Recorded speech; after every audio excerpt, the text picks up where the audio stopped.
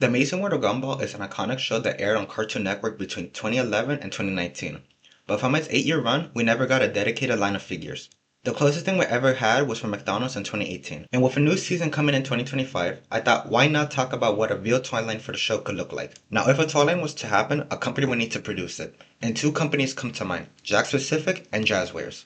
Jakks is well known for the Mario and Sonic line of figures, for a good reason. They have excellent pricing. You're telling me that this Big the Cat figure was just $10. We all know if another company made this would be an easy 25.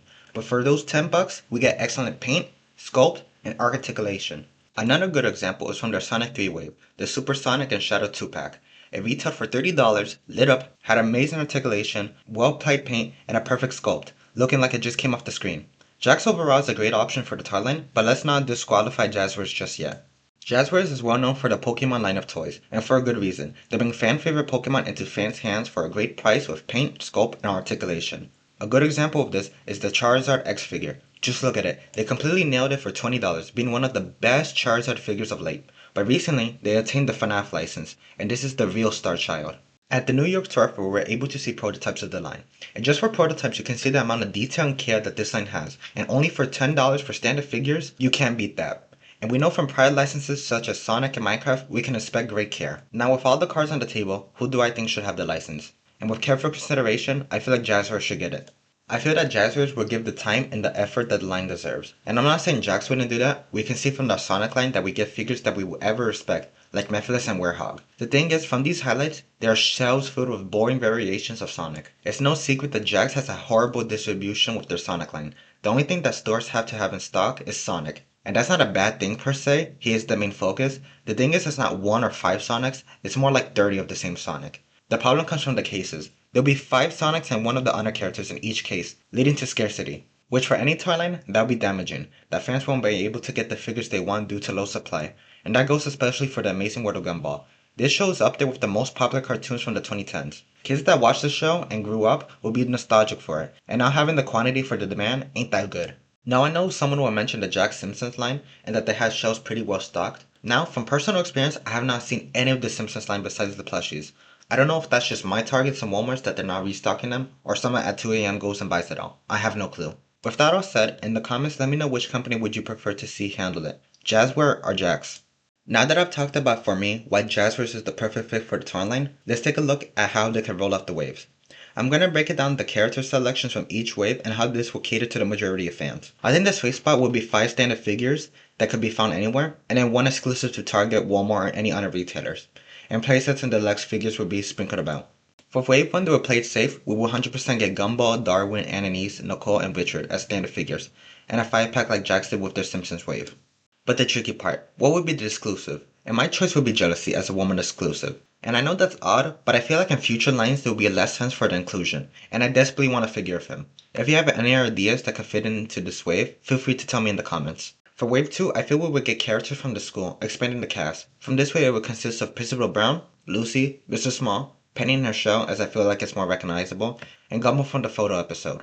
Now it's between his ugly or perfect face, but I think more likely option would be his ugly face as it was the main focus of the episode. And for the exclusive it would be a 2-pack of Colton and Troy with their tennis rackets. This is one of the more memorable school episodes, so having this as exclusive would be perfect.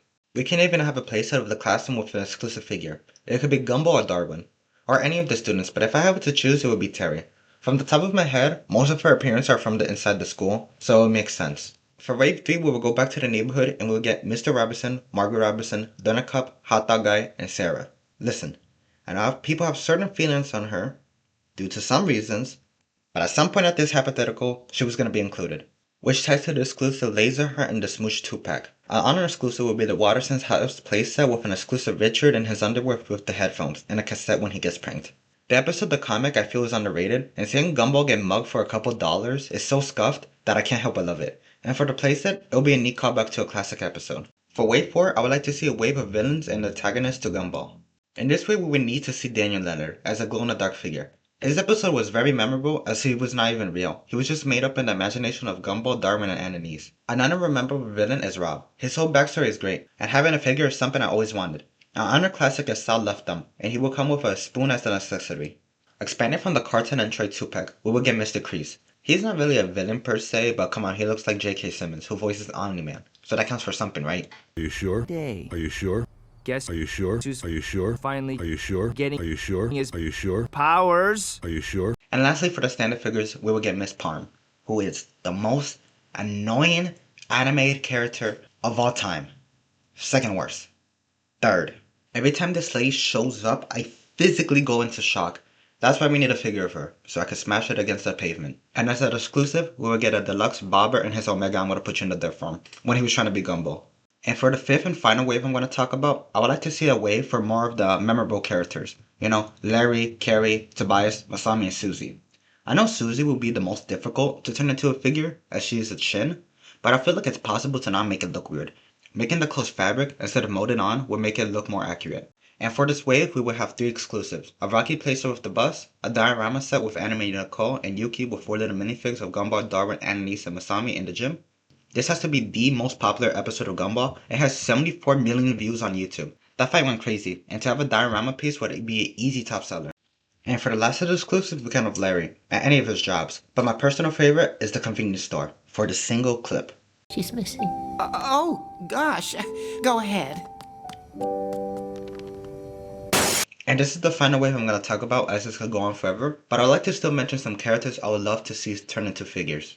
Such as the Chimera, Banana Joe, the Ripley 2000 manager, Hector, Penny broken out of the shell, Molly, and Clayton.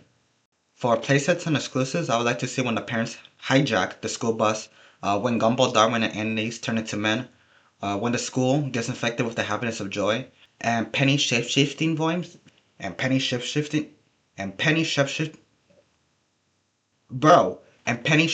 forms, and when Richards gets buffed. Which brings us to the end of the video. I hope you enjoyed this, as this is something I always thought about on how this can exist in 2025 and fit in with current toy lines. If you have any shows, movies, or games this can be applied to, feel free to let me know in the comments, as I'm planning to do this with Regular Show and Madagascar. If you enjoyed the video, don't forget to like and subscribe, or Sarah's gonna make a fanfic about you.